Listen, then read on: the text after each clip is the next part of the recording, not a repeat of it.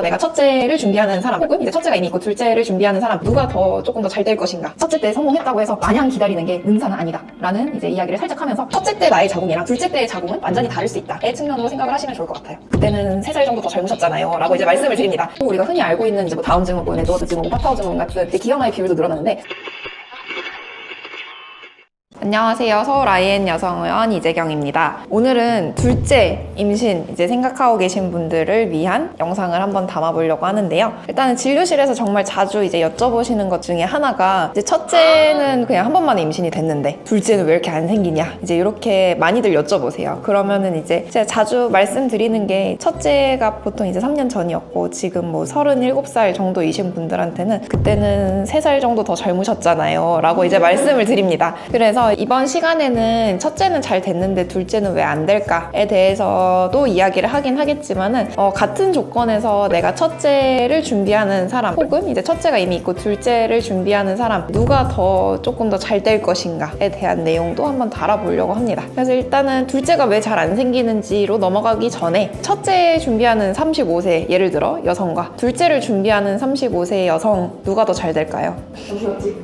그렇죠. 경력직이 조금 더 잘 되는 걸로 이제 알려져 있기는 해요. 대규모 연구에서도 이제 자연 임신도 그렇고 이제 시험관 성적에서도 그렇고 꽤나 중요한 요소 중에 하나가 이전에 한 번이라도 아기를 분만한 적이 있냐가 한 번 임신 시도했을 때 성공률을 더 올리는 걸로 알려져 있어요. 이제 일반적으로 저희가 아주 러프하게 한 번 자연 임신 시도해서 임신이 되는 거를 한 20% 정도로 초산에서는 잡고 있는데 경산 같은 경우에는 같은 조건에서 이제 아주 일반적으로 얘기했을 때는 25%에서 30% 정도 조금 더 향상이 있는 걸로 되어 있고요. 지금 이제 요새 북미에서 열심히 하고 있는 대규모 전향적 연구에서도 한 달 임신 시도했을 때 임신 성공률, 자연 임신 성공률 말씀드리는 건데 그것도 1.1배에서 1.2배 정도 더 올라가는 걸로 되어 있습니다. 이제 그런 원인을 사실 생각을 해보면은 첫째를 임신을 했다라는 거는 일단은 머리에서부터 이제 난소까지 가는 신호도 잘 가고 있다가 이미 입증이 된 거고 두 번째 뭐 나팔관도 잘 뚫려 있구나 입증이 이미 되신 분들이고 세 번째 무정자증이나 이런 이제 남성 요인도 적겠구나 라고 입증이 되신 분들이기 때문에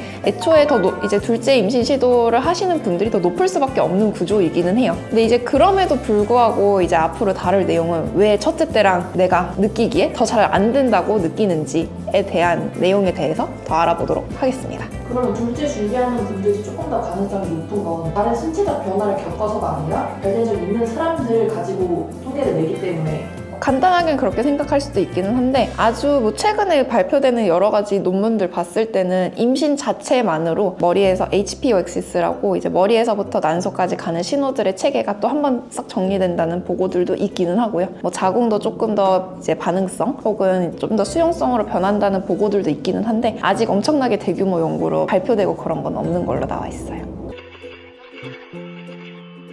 이제는 둘째 왜 이렇게 안 생길까에 대해서 이야기를 해보도록 하겠습니다. 그래서 왜 그런지에 대해서 크게 4가지로 정리해서 여기 적어놓긴 했는데 제일 중요하고 제일 요인이 큰 거는 난소도 나이가 든다라는 사실입니다. 그리고 두 번째는 이제 임신 과정을 겪으면서 혹은 이제 살아가면서 몇 년이 지나면서 자궁 안쪽에 이제 착상 환경이 좀 바뀐다는 점도 있고요. 이제 세 번째는 첫째를 낳음으로 인한 내 생활 패턴의 변화. 밤에 잠 잘 못 자고 이제 여러 가지 요인으로 스트레스도 정말 많이 받고 이전이랑 완전히 다른 삶을 살고 계실 거예요. 첫째 낳은 분들은. 근데 그런 것들이 어떻게 영향을 미치는지에 대해서도 좀 알아볼 거고 마지막으로 4번째는 엄마만 변하는 게 아니죠. 아빠도 같이 변합니다. 그래서 아빠의 변화로 인한 이렇게 4가지 정도의 큰 요인이 있는데 이제 첫 번째 거 먼저 살펴보도록 하겠습니다. 이제 시간이 지난다는 거는 이제 난소 안에 있는 난자의 개수도 줄어들고요. 난자의 퀄리티는 더더욱 영향을 받습니다. 이제 실제로 건강한 아이가 태어나는 거 플러스 임신까지 가는 거 모두 난자의 퀄리티가 굉장히 중요한데요. 이제 여기서 난자의 퀄리티라고 이야기하는 거는 염색체 개수가 정상으로 잘 포장이 되어 있는 난자의 퍼센트가 얼마인지 라고 보시면 되겠어요. 시간이 지날수록 이제 난자 안에 들어가는 이제 염색체 개수가 이상한 건강하지 않은 난자들의 비율이 점점 늘어나게 되고요. 비정상 난자들 같은 경우는 임신이 잘 안 되긴 합니다. 임신율도 떨어지고요. 임신이 된다고 하더라도 우리가 흔히 알고 있는 이제 뭐 다운 증후군, 에드워드 증후군, 파타워 증후군 같은 이제 기형아의 비율도 늘어나는데 사실 그것보다 더 더 이제 많은 부분이 그거 외에도 혹은 이제 다운증후군 그런 이제 염색체 개수 이상이 있는데도 기형아 검사까지 가지 못하고 안타깝게 초기에 이제 유산이 되거나 이제 임신이 종결되는 경우들도 더 늘어날 수밖에 없습니다. 그렇기 때문에 이제 똑같은 방법으로 임신을 했는데 임신의 결과는 달라질 수 있다라는 이야기예요. 그래서 일단은 난자 퀄리티 관련된 이제 부분에 대해서 말씀을 드렸는데, 두 번째는 난자 개수도 굉장히 줄어들어요. 난자 개수가 줄어드는 것이 이제 무엇을 의미를 하느냐? 난자 퀄리티 때문에 떨어진 이제 임신율을 가지고 이제 그냥 하염없이 그냥 계속 시도만 했을 때는 나중에 진짜로 내가 도움을 받아야 될 때 결과가 좀 떨어질 수밖에 없다라는 이야기입니다. 이제 내가 가용할 수 있는 난자의 개수가 줄어든다는 거는 혹여나 이제 내가 계속 이제 임신 소식이 없어서 시험관으로 넘어가게 됐을 때 얻을 수 있는 난자의 개수라든지 얻을 수 있는 배아의 개수가 많이 달라질 수 있기 때문에, 제가 다음 시간에도 말씀드리긴 하겠지만은 임신을 자연적인 방법으로 첫째 때 성공했다고 해서 마냥 기다리는 게 능사는 아니다 라는 이제 이야기를 살짝 하면서 두 번째 이유로 넘어가 볼게요. 두 번째는 자궁 내부의 환경의 변화입니다. 이제 출산을 하게 되면은 뭐 제왕절개, 자연분만 이제 방법은 다르기는 하지만은 이제 제왕절개 같은 경우에는 자궁 안쪽까지 이제 절개를 하면서 아기를 꺼내는 과정이다 보니까는, 제왕절개를 한 경우에는 자궁 안쪽에 착상이 이루어지는 부위에 유착이나 혹은 이제 손상이 주변이랑은 다르게 형성될 수밖에 없습니다. 그렇기 때문에 1차적으로 좀 변화가 있을 수 있기는 하고요. 그리고 두 번째 같은 경우에는 이제 살아가면서 자궁 안쪽에 유착이 일어나는 감염을 겪을 수도 있는 거고, 그런 다양한 요인 때문에 첫째 때 나의 자궁이랑 둘째 때의 자궁은 완전히 다를 수 있다의 측면으로 생각을 하시면 좋을 것 같아요. 그렇기 때문에 이제 이전에 이런 흉터나 유착이나 혹은 염증 상태가 있는지 보기 위해서 임신 시도하면서 혹은 산부인과 내원에서 초음파상에서 그런 이제 의심소견이 있다면은 첫째 때 임신을 잘 하셨더라도 그런 변화가 생겼는지 알아보기 위해서 자궁경 같은 검사들이 필요할 수 있겠습니다. 세 번째는 생활 변수인데요. 아까 이제 제가 첫째 임신을 했다라는 거는 머리에서부터 이어지는 호르몬 축의 균형이 이미 잡혀 있다